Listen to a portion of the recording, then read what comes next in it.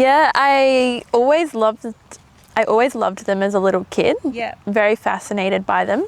And my mum also really loved them. So I think when we'd see ponies, she'd be like, oh, look, there's a horse. And I just always thought they were amazing. And then I had a pony and was into them for a little while.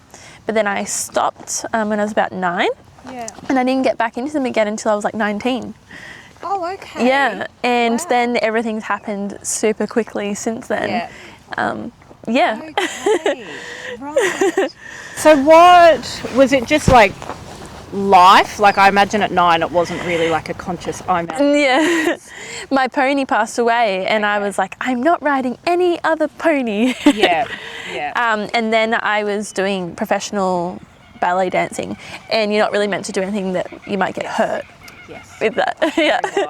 Yeah, but I always wanted to, and I think I always knew deep down that I'd go back to it as well. And I loved the lifestyle with the horses and being out in nature and being like connected and like with yourself and like these beautiful creatures, and having that connection and relationship is like really what drew me towards them. And very different to the life with ballet, and that's what I realized as I moved away and was doing it professionally, that it wasn't really the life that I wanted to live. A lot more like self-obsessed, it's just all like, I love the dancing and the performing and all that, but the actual world of it isn't at all what I wanted to live or experience in life. So that actually takes us really quickly then into the next part. You were able to have your first pony. How was it for you, hello gorgeous, going or coming back into this horse world after experiencing the world of ballet? Really interesting.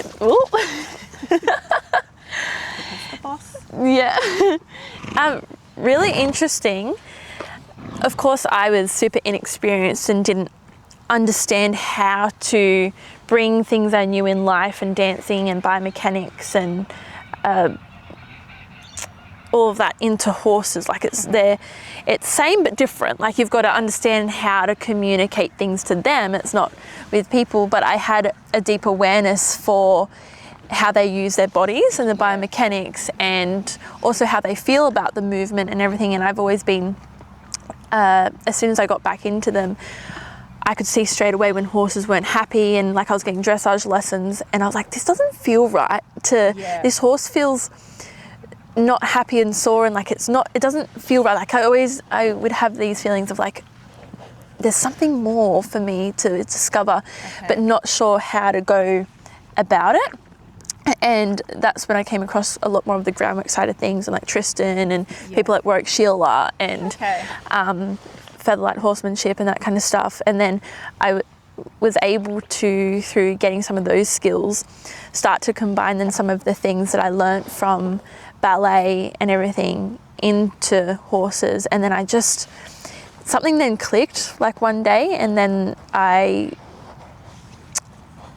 found this really cool balance between like relationship-based training and like for their body and like combining everything.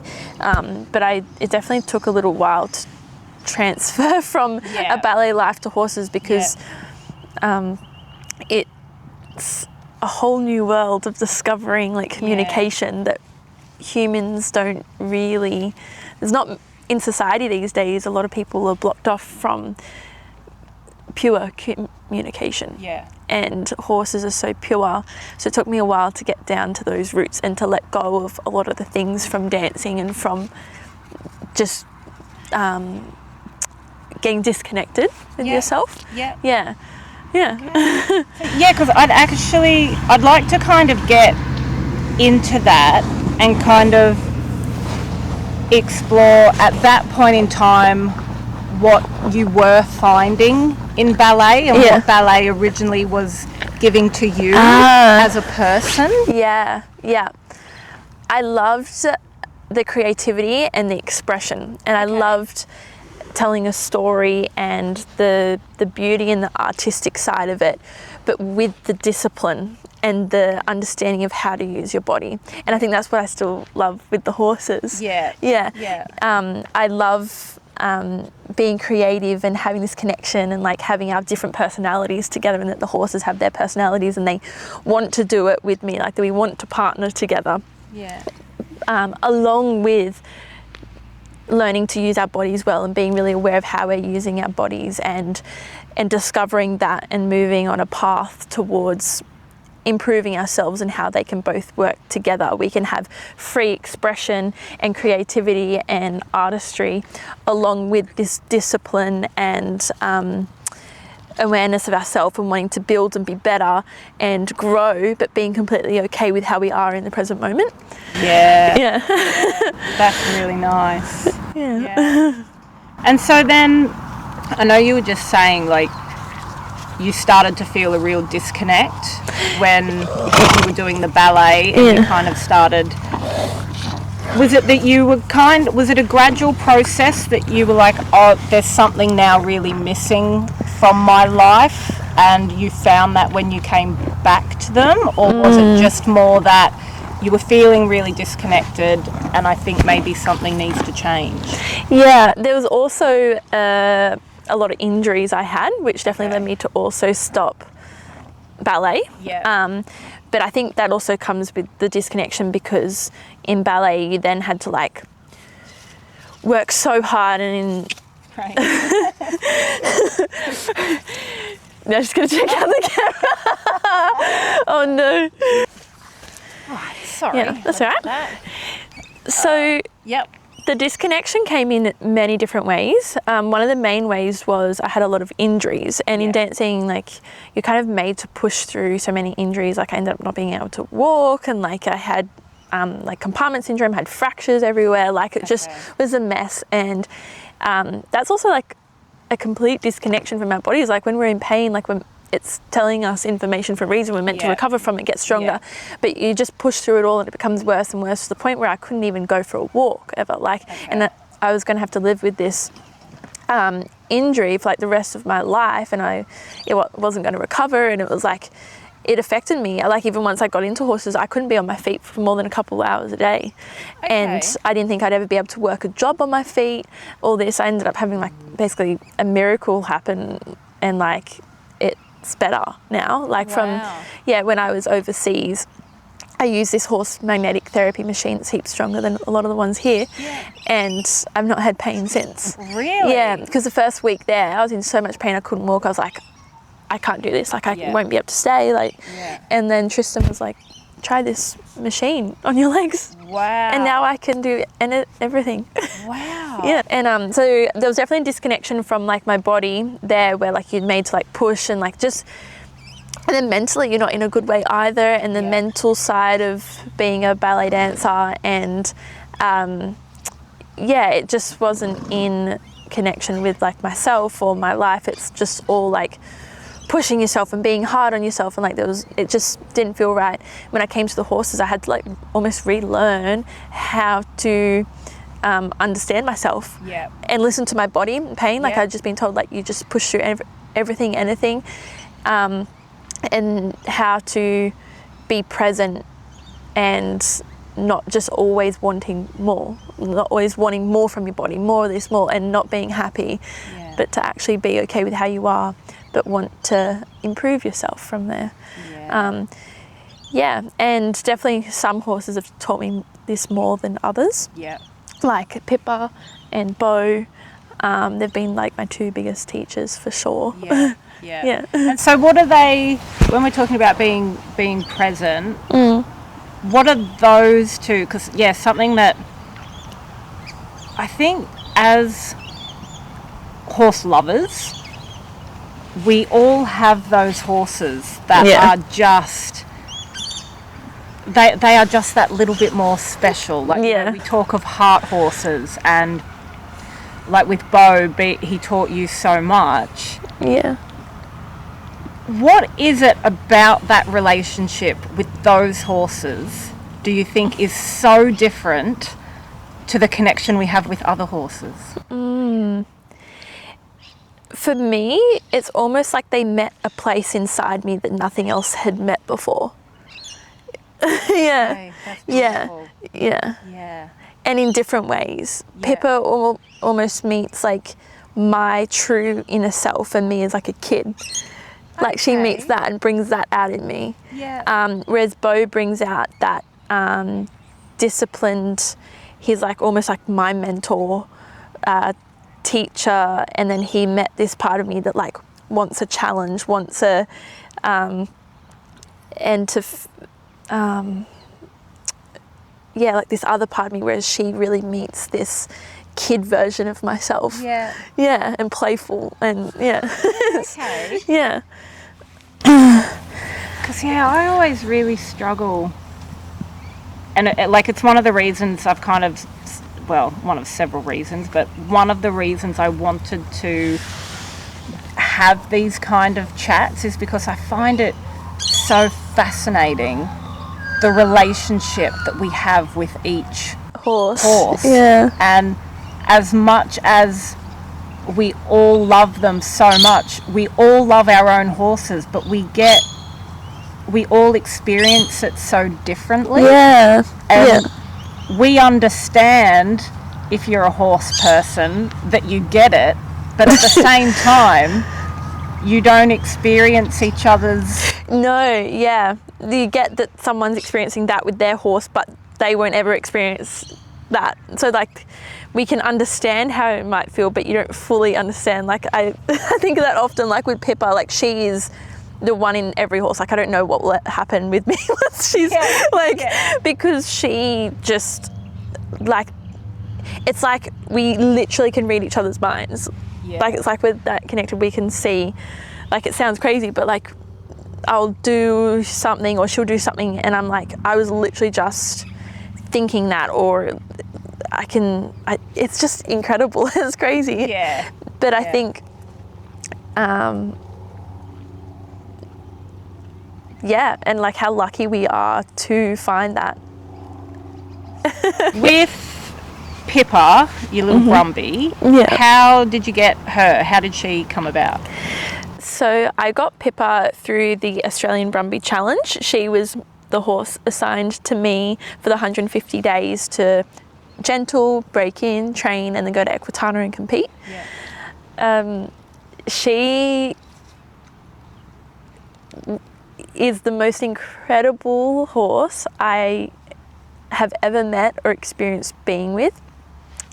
She was a very big challenge in the beginning, much trickier than most Brumbies I've ever seen, or even other Brumby trainers or people who've experienced training Brumbies have said that they're like. And there was no other way to do it to truly help her be okay around humans than to meet every part of her. And this is really interesting because it's like she's met every part of me, but I had to show that I would meet every single part of her, every single insecurity or anxiety and the amazing parts of her, and to see that. And she really challenged me. So she took 5 weeks to get a halter on, whereas I'd found most like in a couple days to a week of doing it in the way that I train. So I train for the horse to understand how to communicate with humans, so not just through like force of just trying to get the brumby gentled, but through them actually understanding the interaction and becoming friends and everything. She challenged me so much. Like there wasn't for a long while. She was really, really tricky, and I had to show her that I needed to be 100% consistent, trustworthy, that I was part of her herd. She needed to know that we were like herd mates together almost, but that I would protect her and look after her. So we ended up doing the Brumby Challenge. For most of it, I didn't think we'd be going. So until about 2 days before, I wasn't actually going to go to the finals of it because she had taken a long while to build up confidence, and it got to the point where I was like, this could like make her or break her, like, because she's put this much trust in me to get to this point, and I hadn't even ridden her much because it did take her a long while, and then she had some feet issues as well. And I spoke to a mentor, and she really encouraged me that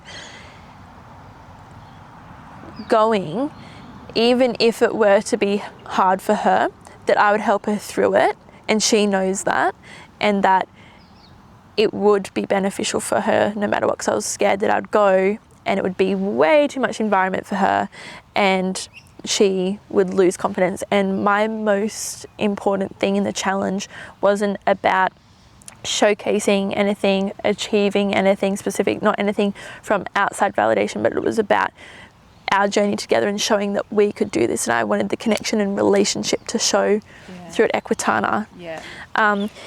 So we did end up going, and it ended up being the most beautiful experience. It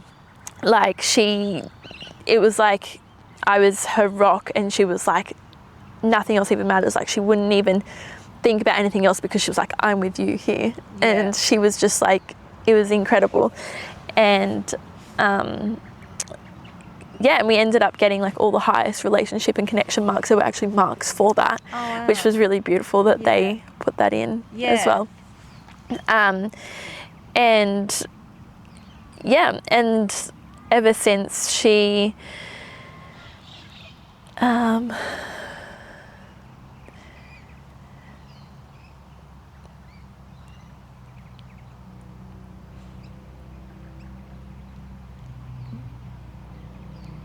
shown me how to fully just be, and how to be grounded, and how to bring out that kid version of myself where I am playful but and want to experience things and just feel free and open and creative, and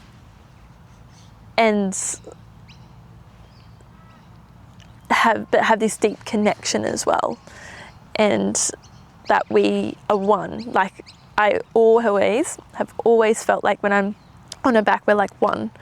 Like, we like complete each other almost. And with how scared she was, I was like, will I ever ride this horse? Like, I don't need, like, or it might take years or a long, long time.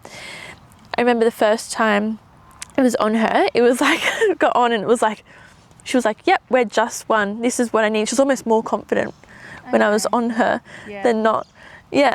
She was, and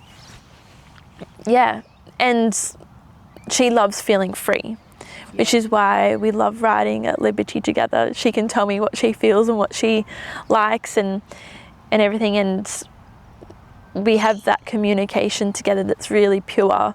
There's no like force, or it's complete understanding. And we're free to also say if we don't like things or if we want to do something else. And I find that really fascinating, because growing up with like general riding, and I feel like a lot of people have this as their background, that you just tell the horse what to do and they just have to respond like this. But that our horses can actually, we can learn to follow each other. That's what she's really shown me, that yes, like in horses, pressure release and all that, like that all comes into it, like it's how they learn. But when the horse is fully with you and you're fully with the horse, you're actually with each other and you follow each other. They're not trying to get away from pressure. They actually are following what you're asking, and you're following them. I have this quote that I came up from her that just came to my mind, that was first you partner the horse, then the horse partners you, and then you dance together. And that, like, I find like really mimics what my relationship is with her, and what I would like with all horses, is that we show up for them and show that we understand how they communicate, how they feel. Then they want to partner with us, they want to be with us, and then we can like dance together and have like that relationship together. If you were trying to explain it to someone who's not really horsey, how do you think you'd explain that connection? Ooh.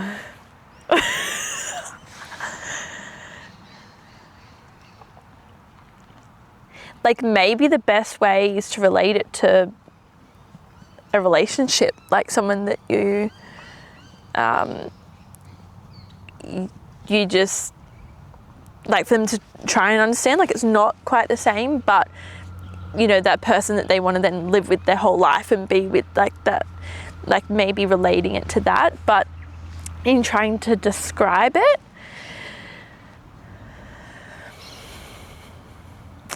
home. Nice. Yeah. Nice. It feels like home, and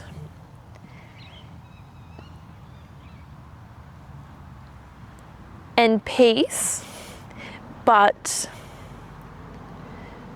that doesn't mean it's always peaceful and easy. It's like you challenge each other, but you always feel a belonging to that challenge, like it's meant to be with you. And that is what I've always found with Pippa. Even when she was so scared and she would just run away, like she would just bolt, like if a tree branch like blew in the wind, like I thought I'd lose her for a long time. And because she was just so scared of everything, but I always felt safe with her.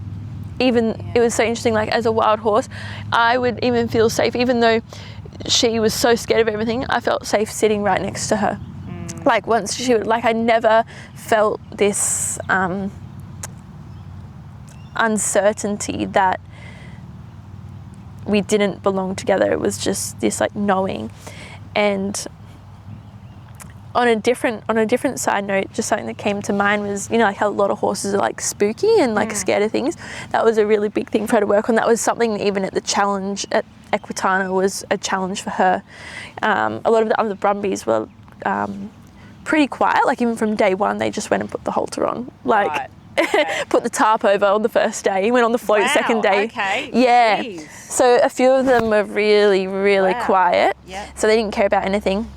I'm going on another tangent now, we'll go back to, but we worked so hard. She really put in the effort to learn how to find confidence because she was so not confident about anything. Like I literally, maybe even week 10, I picked up a bucket away from her, bolted, reefed off, left, just picking up a bucket. And that was even after weeks of teaching her how to be curious of things and like, and fostering that, she still would just like run. And so at the challenge, there was a huge flag in the obstacle course, like blowing in the wind. It was like 30 or 40 kilometre winds that day too. So it wasn't just sitting there in a little bit. And I was like, oh, if I'm meant to be riding, and I'd only ridden her less than like 20 times ever.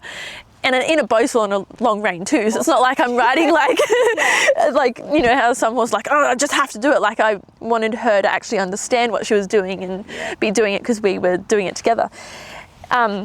So that was a huge challenge for her, and I had to end up getting off and like walking her past because it just wasn't doable for her quite yet, stuff like that. But now she's like, we have like huge tarps and umbrellas and people can be waving everywhere, and she feels so solid. And even if she was scared of something, it always feels like she's grounded. Like even if she was to now go a bit, oh, like what is something? It feels like she's still always grounded.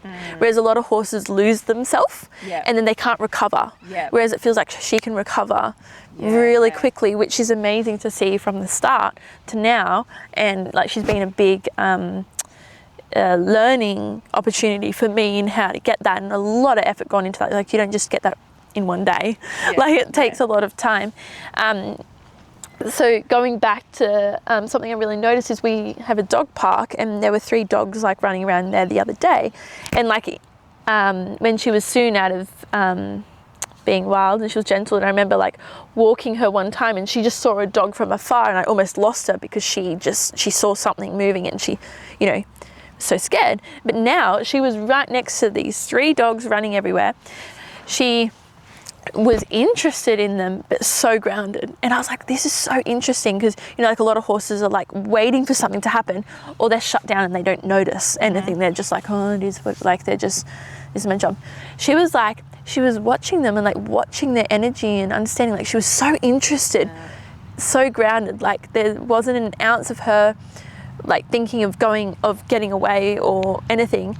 And she wasn't like, oh, what are these, like, what, like, it wasn't anything. It was like this groundedness, and then she's just witnessing their energy. And I was like, this is like such an interesting feeling. I was on her back at the time, and we were just standing there, and we were just like witnessing the dog's energy together.